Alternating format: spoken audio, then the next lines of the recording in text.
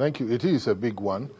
But you see, the situation of the dollar and naira is a function of our productivity and our ability to export what we produce, and the engagement of our natural resources and so on.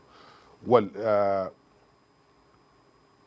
we really have to understand that we have to produce not only to consume but also to export, to earn more foreign exchange, so that the country shall have foreign exchange to finance development.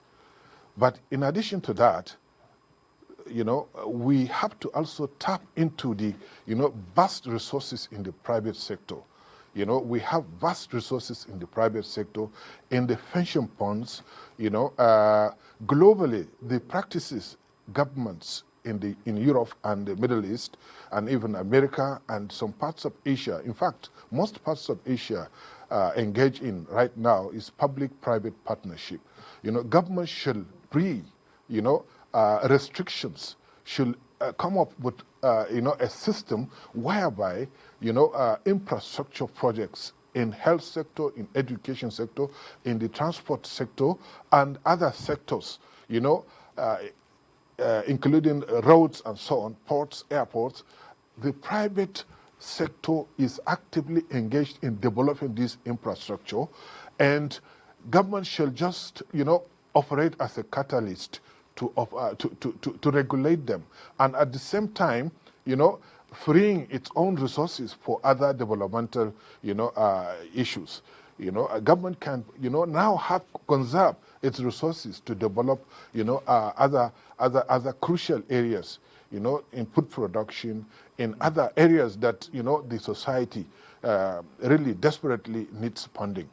The private sector can comfortably take care of infrastructure funding, so that government does not involve itself in infrastructure funding. And already the government of Nigeria has embraced the concept of public-private partnerships. They have set up the Infrastructure Concessions Regulatory Commission through the Infrastructure ICRC Act, and it's there, in the presidency. But they should be encouraged, to take part in capacity building from local governments to states to the federal level, so that government officials shall be aware that government does not need to have to spend money on infrastructure. Instead, government should free up compensation in a transparent manner, inviting, international companies that are experts, that have technical and financial capacity to develop infrastructure. For example, there are some government agencies, government companies that are, you can call moribund. These should be sold up and privatized.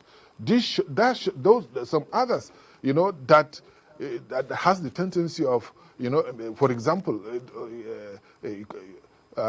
making a monopoly, should be commercialized and monitored in such a way that it can serve the society, conserving government resources. Experts should be, engaged anywhere in the world to come and manage them, pay them their money, and then, serve the society. That way, government can conserve its resources and then use them, in other crucial areas. And then we should also engage, we should amend our Pension Fund Act. The pension fund, the pension reform law that has been there has kept, our pension funds running into trillions of naira without use.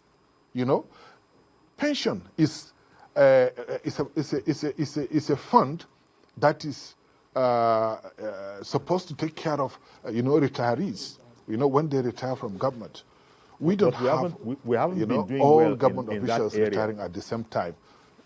We haven't been able to. We really have to reform it in such a way that companies should have access to the pension fund. They can borrow it and fund infrastructure projects for the long term. Banks, Nigerian banks cannot fund projects for more than 2 years, for example.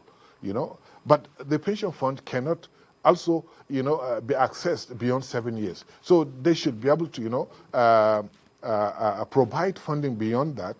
And the good thing about infrastructure funding in this part of the country is that it can never, get into a loss-making, enterprise.